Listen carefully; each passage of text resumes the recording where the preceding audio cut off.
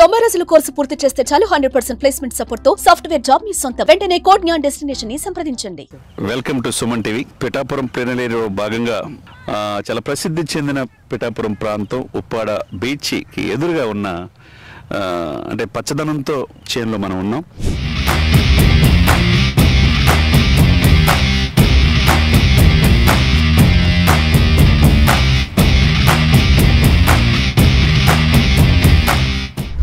ఇక్కడ ఈ పంట యొక్క విశేషత, ఒకవైపేమో సముద్రం ఉప్పాడ బీచ్, ఇంకొక వైపేమో రోడ్డుకి ఇటువైపున గోదావరి నీళ్ళతో పండే సస్యశ్యామలంగా పండే వరి, దాదాపు 42 ఎకరాల విస్తీర్ణం.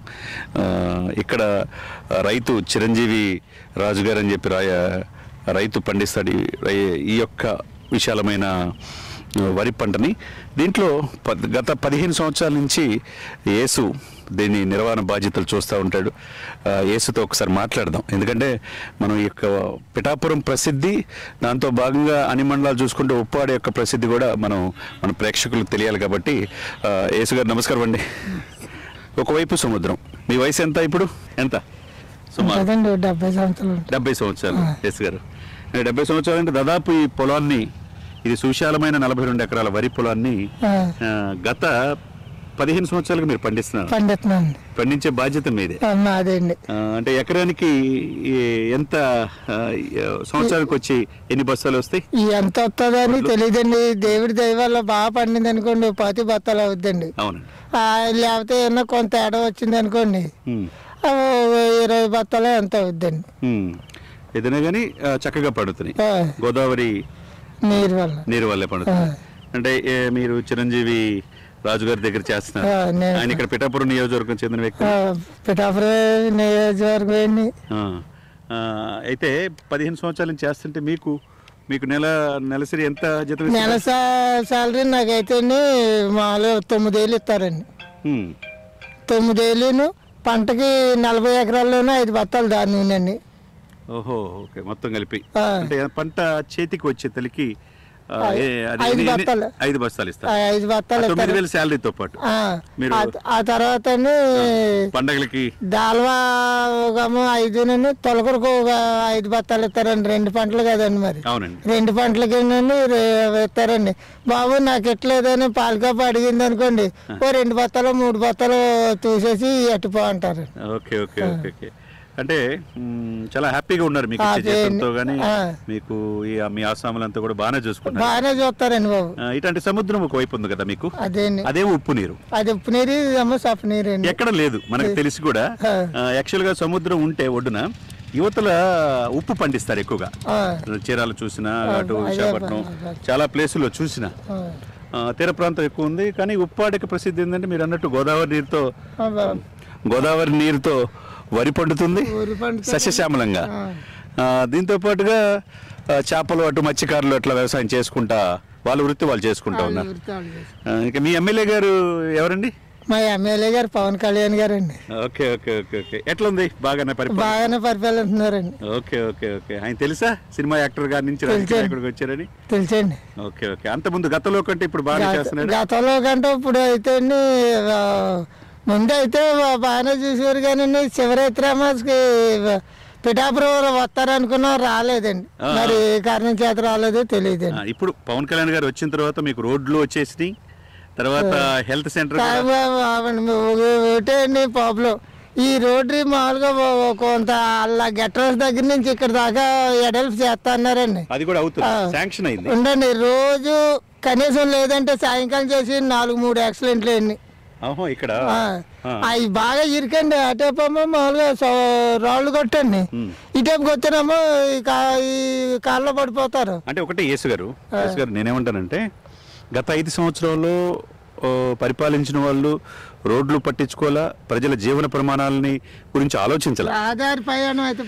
పట్టించుకోలేదు. పట్టించుకున్నప్పుడు ఇప్పుడు వచ్చి కొత్త ప్రభుత్వం పవన్ కళ్యాణ్ గారిని మీరు మంచి మెజార్టీతో గెలిపించారు. అందుకేనండి ఆయన చేయగలడని నమ్మకం ఉందా మీకు? ఉండదండి, నమ్మకంతో మరి ఆయన గెలిపించుకున్నామండి. తప్పకుండా పవన్ కళ్యాణ్ గారు, ఎందుకంటే మిగతా నాయకుల్లాగా మాటలు చెప్పే వ్యక్తి కాదండి. ఆ తర్వాత ఏదన్నా ఉంటే కరాఖండిగా ముఖం మీద మాట్లాడేయటం, లేకపోతే మాట్లాడి కూరుకోవడం తప్పగానండి.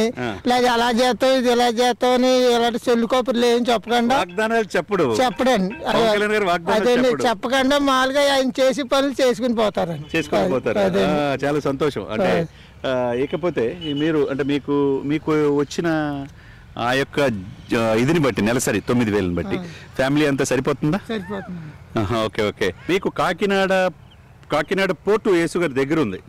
పోర్టులో ఎగుమతులు దిగుమతులు జరుగుతూ ఉంటాయి. మంచి ప్లేస్, టూరిస్ట్ ప్లేస్ కి. ఉప్పాడ బీచ్ కూడా గత ప్రభుత్వాలు ఎవరు పట్టించుకోలేదు. మీరు అన్నట్టు రోడ్లు పట్టించుకోలా. ఒకవేళ సముద్రం అలలు వచ్చినప్పుడు గురైతే గనక మీరు ఇబ్బందులు గురవుతారు. పవన్ కళ్యాణ్ అదే గట్టిగా తుఫాన్ చేసిందంటే కరెక్ట్ రాళ్ళ మీద తిరిగేసి ఈతలు పడిపోద్దండి.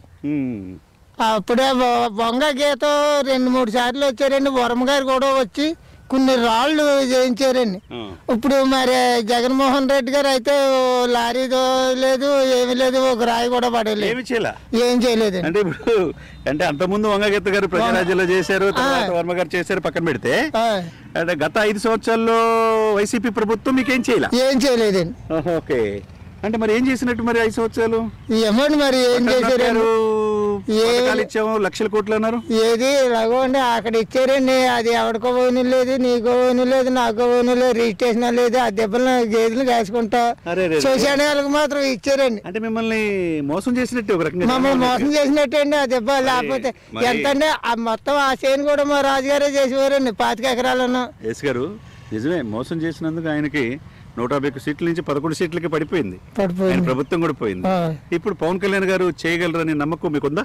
మాకుందండి. ఉన్నదే ఇప్పటికన్నా. కాకపోతే వాళ్ళకిలాగా ఏమి మాటలు ఏం చెప్పరండి. చెప్పకుండా మామూలుగా ఆయన పని ఏం చేసిపోతాడండి అంతే. ఎవరన్నా అనపడితే మాత్రం ఇలా వచ్చి ఇలా నమస్కారం పెట్టుతుంది తప్పగానండి. వంగి దండాలు ఆడతాం ఎప్పుడూ లేదండి. మీలాంటి వ్యక్తుల కోసం రాజకీయాల్లోకి వచ్చాడండి. అదేండి వంగి దండాలు ఆడి నేను రాజకీయంలోకి వచ్చాక నీ కాళ్ళు నరికేస్తాను రండి, ఇలా పెడతారు చూడండి. నేను రాజకీయంలో మీకు అర్థమవుతుందో లేదో కానీ 2 చేతులు జోడించి వంకగాను అయితే నీ కొంకులు కానీ నరికేస్తాను రండి నేను ఎక్కిన తర్వాతనండి.